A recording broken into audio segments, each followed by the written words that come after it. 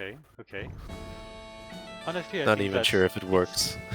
Yep, and the 1v1 shouldn't take too long, in my opinion. I never test that match between Confederated Losers and 105, but I would be surprised to see the opponent able to counter to face a Trusher. Well, Someone in the chat asks if 105 can beat Huang. If you mean the player Huang, then no chance in hell. I don't think any AI would be able to beat any kind of top player ever. But if there's an AI called Huang, then maybe. So yeah, for those who don't know, 105 is an AI made in 3 hours at the event called Scriptoff, where two scripters each have 3 hours to create an brand new AI from scratch, and we are not allowed to copy any pre-existing code or even look at any pre-existing code. Yeah, and so 105 is made in 3 hours, and the event had another kind of issue we had to work around, which was that we could not decide civs ourselves. So we just got 3 civs at random, and then the enemy scripter could snipe one of them. So I ended up just going with Celts because that was the easiest, I thought, civilization to pull off the strategy I wanted 105 to go for. So obviously 105 isn't that well optimized, but I'm pretty pleased with the results after 3 hours. At least it's very different to most other AIs out there. and did you pick the strategy regarding the civilization you had, or you already planned to make that strategy and just said, okay, Celt, it might work? The latter, yeah. I wanted to do this strategy, see if it was possible. Okay. I always wanted to make this strategy ever since I started scripting, and I was like, why not? Why not try it now?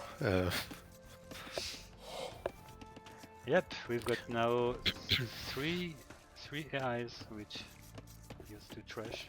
The first one was Goimer, made a long time ago, and then we had Yggdrasil, and now we've got 105. Yeah. So John Goofy is asking whether the event was streamed, and yes, all of the Scriptolf events. Well, there's been 2 so far, and both have been live streamed by Matty B. Rat, person who also made the alpha generic algorithm AI. And I think he does quite a good job of balancing some live interviews and co-casting games and such. So if you're interested, just look for these VODs under the. I think they're under the AI scripters page, like this Twitch page, if I remember correctly.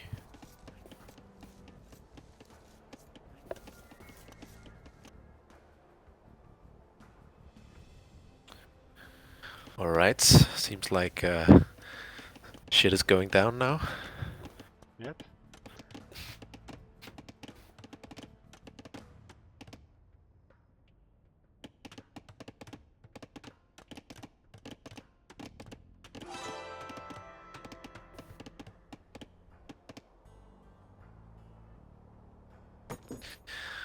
Oh, and since the Scriptoff event was with me and the Scripter Fireball, I obviously had to make 105 constantly trash talk Fireball. So if you wonder what the weird chat messages are about and why they're so badly spelled, all of this was on purpose. Yeah, I heard that you worked a lot on the talks the taunt Yes. at the very first step of of the script off. Yeah, it's an important part of the stuff, of course. It was fun at least. 105, is it sensible with the speed? I mean, if it goes for 4 times the speed, can it disturb your AI? Not really. Actually, increasing the speed tends to improve, like indirectly improve the ability of 105, because some AIs which are able to stop the tower rush, their anti-trush defense gets less effective on higher speeds. But Okay. but it shouldn't really matter for 105 what the speed is. Alright, so we see for the first time the reaction of Confederated against a Thresher. We see that it doesn't have any anti-trust strategy, of course. It is just leaving this lumber camp. Let's see if it does have another one. Yep, not really. It just needs to build a new lumber camp as soon as possible. Yeah, it doesn't have the wood, and hard to get the wood without a working lumber camp. Also built way too many farms for only one lumber camp, I think. It does have 140 wood. Maybe it just doesn't build more than one lumber camp. Yep.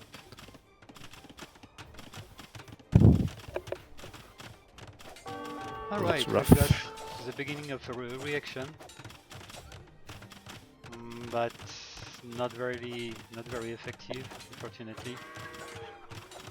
Yeah, there's too many towers at this point. Even if it sends all vills and full commits, I think it can't be stopped. Yep. Okay, I think that nothing much will happen at this point. I will increase at least 4 times the speed. Sure. The game looks to be already over. Sorry people who wanted to see how Confederated Losers can be good. Yeah, 105 kind of wins or loses very early, usually. Yep.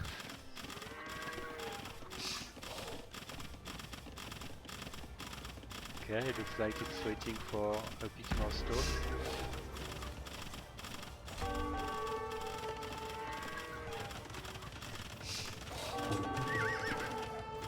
And the strength of 105 is the fact that after having trashed, it can turn pretty strong with cavalry, which comes to devast everything. Yeah, I needed just some kind of follow-up strategy in case the trash didn't completely kill the enemy. Yeah. And night rushing is just the easiest thing to script fast. In fact. You can kind of do everything, like kill vills, kill buildings, strong unit overall. And most civs have access to them. At least 105 is efficient in what he does.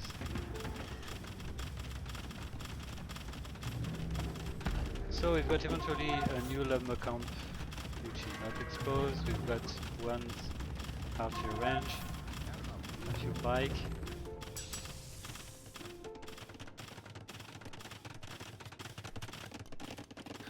Yeah, I think the only thing stopping this rush at this point is either sending Mitsu 105 space or getting Castle Age and make siege. Yep. Though actually defensive towers is also quite a valid strategy. 105 doesn't really have the means to continue the trash past an enemy tower.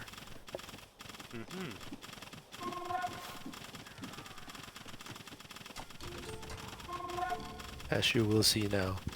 Yep, in fact, we see it live.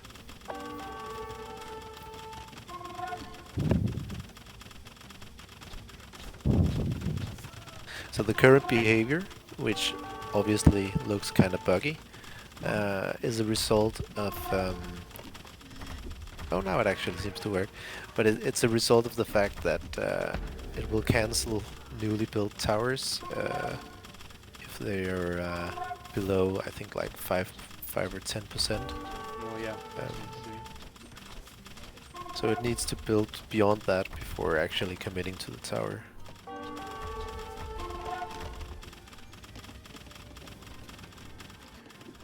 Okay, so red does have actually 16 population, now 14. It looks to not have any reason rules. I think that I can give it the victory. Sure. Yep, finally. Okay, GG. Alright, so we will see the 3v3 now. That might be interesting. Yeah. Do you have any idea in what can happen? Well, I would assume that the Pocket 105 will just trash the flank. From what I remember about how it's scripted. And I think it will just choose the flank that the game... like, it will send its scout to the flank which the game considers position flank, which is most likely just the closest flank, I guess, of the enemy. And it will then remember the location of the enemy TC once it's scouted, and it will just go tower rush that TC basically. So that would be my guess. I'm a little... I actually don't know how well it will change target once the current enemy is dead. Because it was only really made for 1v1s and 2v2s.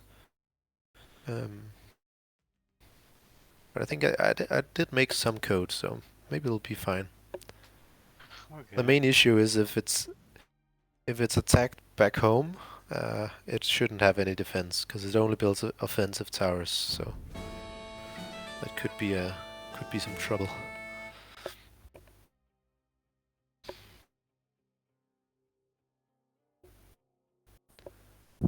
Alright, no crash today. That's a good news.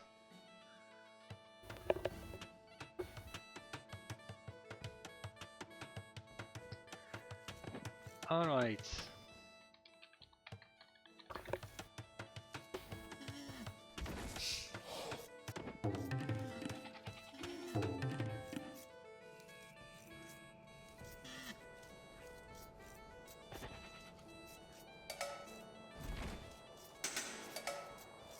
So I assume that Confederated Losers does have any specific strategy as Pocket. So it will be interesting to see what its main strategy in a regular game when it's not trashed, following the yellow player. But I guess that it might go for range units and some spears and stay in feudal age quite long. It might not help much in this game.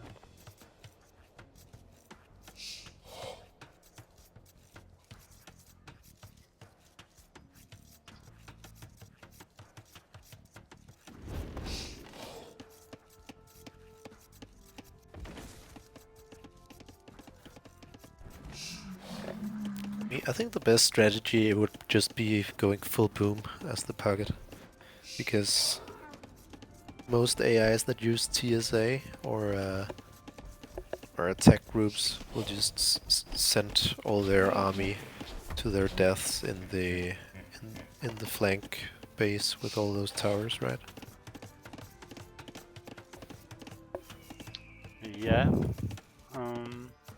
I would think that just fully boom could be a problem for many AIs which doesn't have any DUC to control their villagers, because I easily imagine so many AIs sending their villagers randomly under the enemy's tower, breaking the boom that way.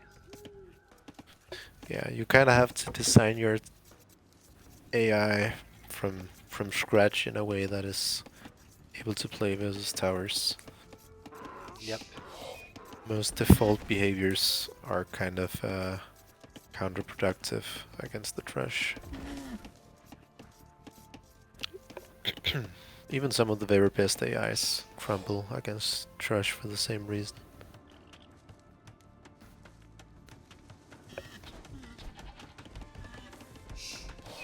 Okay, 105 also participate in a team, which is called the team Scriptoff. And it did perform quite well, I would say, as a team player, teaming Norman plus Bolt. AI is made also in Scriptoff events.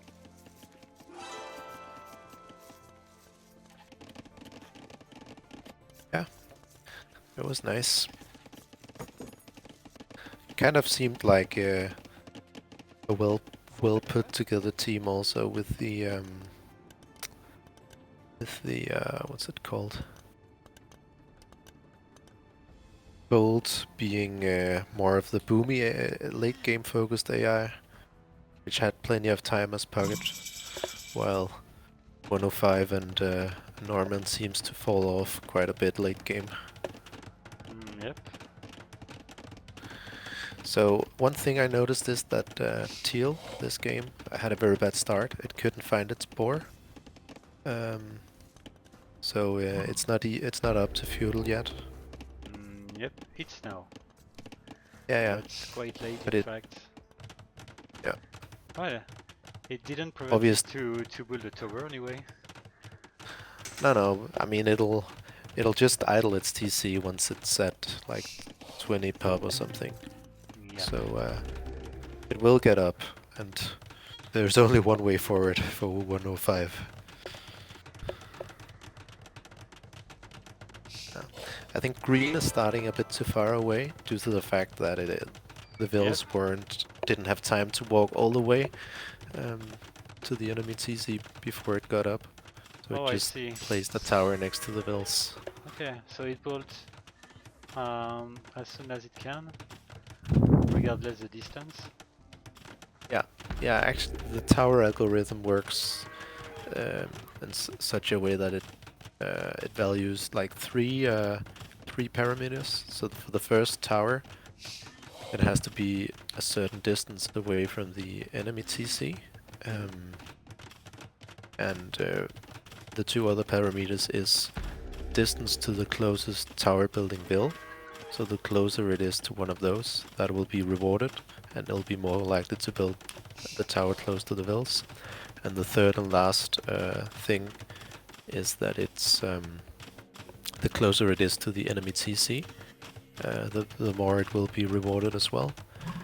And then these variables change depending on how many towers are built. So the first few towers, it doesn't value them being that close to the enemy TC because it wants the tower rush to have like something to fall back on, so it doesn't just get rushed right away. And then later it puts higher importance on building close to the enemy TC. And then lastly, towers are not allowed to be built within a certain distance of each other. And this distance also increases depending on how many towers have been built.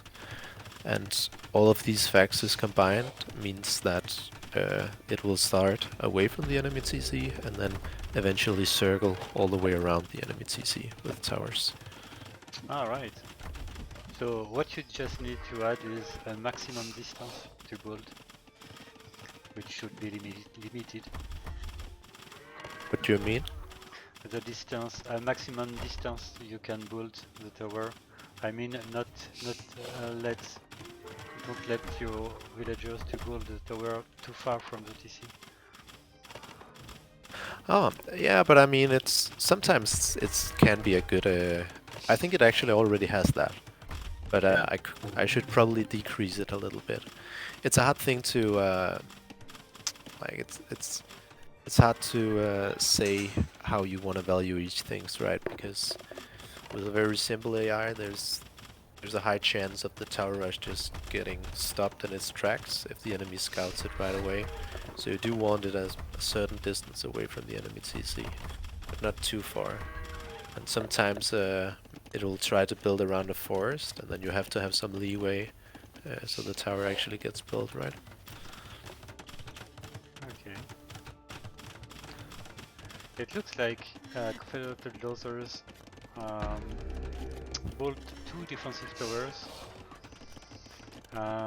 like Yellow did. So it's not to counter a trash, it's just something which will happen in every game. Yeah. So seems like the double trash is able to take out the defensive towers. Yep, but we should see a new one because it will have this stone to rebuild. Yeah, but I would say both tower rushes have already been very successful here. Over half the farms of the Confederate flanks are idle at this point.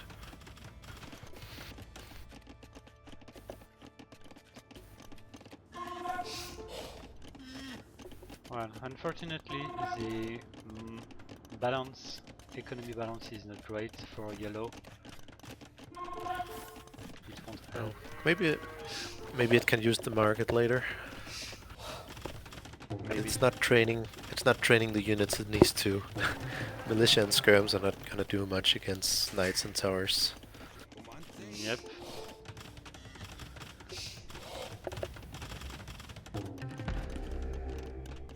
What I would like to see is yellow to attack the enemies down instead of the towers. But if it uses TSA, that won't happen, unfortunately.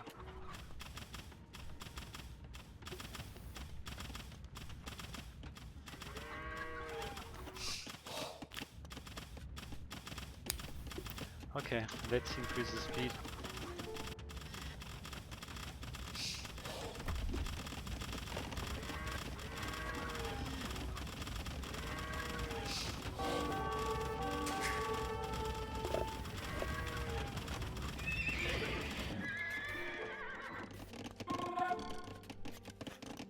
Ah, 105 is sorry.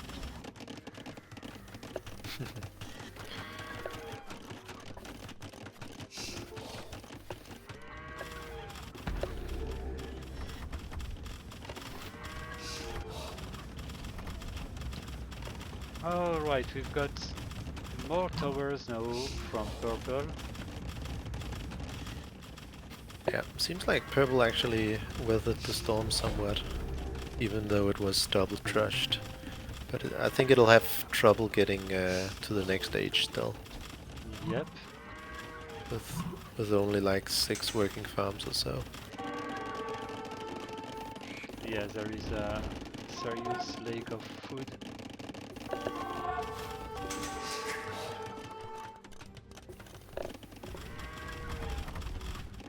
Yeah, and So- now 105 has guard towers as well, and will soon have ballistics and Butkin arrow, meaning any bills walking close to the TC will die. Yep, and the knights are actually trained from all the players 105 side. More trash talking of Fireball in the chat.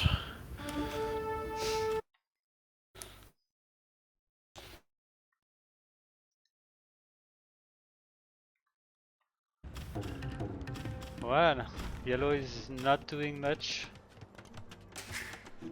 At least it's in Castle Age. It keeps having its military population as a defense, and it will attempt a boom with the second TC.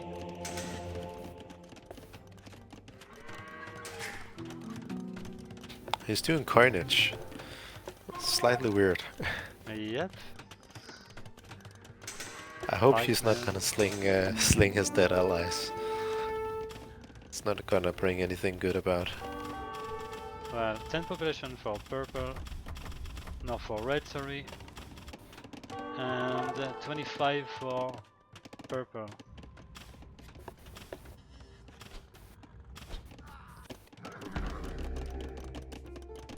And we've got the drums added to the knights.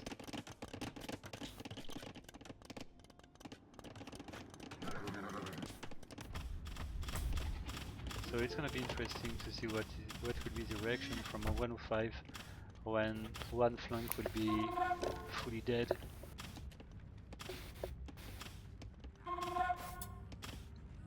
Yellow, is it gonna be the next target?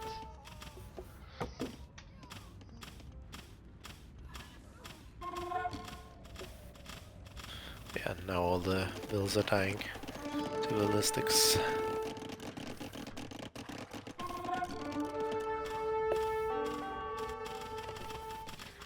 Okay, red lost his TC. Yeah, he probably deleted it, right?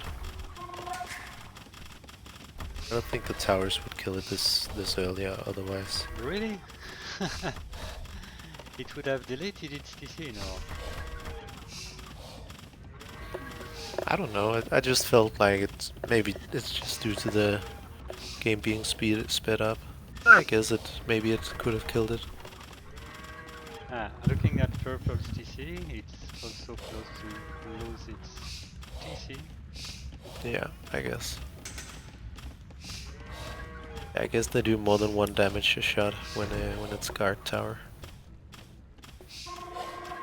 Alright.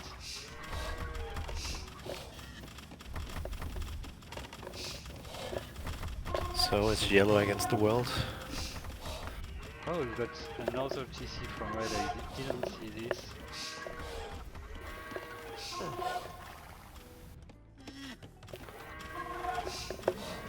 Yeah, Confederated Losers knows how to reboot.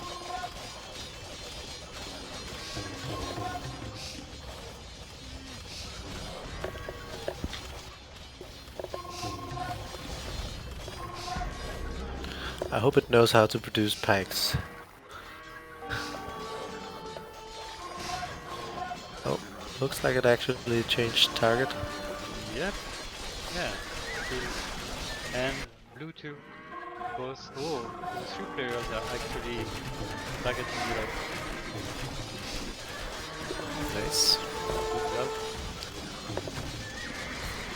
And I would say that 105 does it better than Panda Tito, at least the version which played a few days ago. Yeah, I think I actually I took a look at Panda Tuto's code, and it was Panda Tuto only ever played in 1v1 tournaments, at least the last few ones that it played. And it turns out the code responsible for making it change target was missing one equal sign at some point, or had one too many. Anyways, it was just like one equal sign that was making it unable to change target, it turned out. Alright. Well, commencing victory from 105. I didn't see any issue from the script.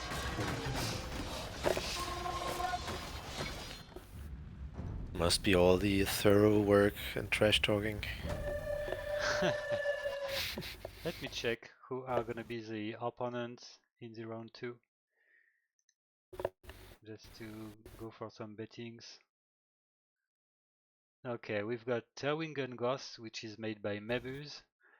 We've got also Meleon, made by Scripter64. And potentially Puma, Or Delivery Man. Well, Delivery Man, it would be really funny. You know this AI? It goes for Yeah, the I've heard about TC it. rush. Yes. Yeah, but I really don't see Delivery Man able to qualify against Puma. But well, Oh. definitely it could be really funny.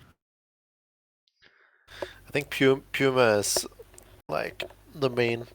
At least I haven't heard about the other ones, but Puma has like Chromion, right? So Yeah, should this be is Promi, quite strong. Unfair Steel, Alevo, and Archon, if I'm right. Mm, no, it's not Archon, the force scripters in the team. I don't remember who is the fourth one. Oh, But I it's think, I see, it's Marathon. yeah, I'm not too sure if 105 can take Puma, but I think it should have a decent shot at getting to the next stage. Yeah, yeah, I think so. Um, yeah, definitely. I think that Million might struggle a lot against the Trash. I think that Puma is the one which can be a problem in team games. I mean, in 4v4, but maybe Actually, I have a 50. question about the Promi participating in the Puma team. Is that the DEAI or is that the older Promi? Oh, Um, it's the older Promi. oh, In okay. in the final stage. Um, Yeah, we consider that the DEI is also an OFU AI, which is now kind of different than the yeah, original Promi, so it made sense to have the two AIs in the competition. yeah. Because I think the original Promi AI had worse anti-trush than the current DEAI. Ah, yeah, probably. All right. So thank you, the Night Panda, for your participation in the co-casting. You're welcome. Yep. I now focus on the next match. Yeah. See you around. Yep. I'll jump off. Thanks. Bye. Bye bye.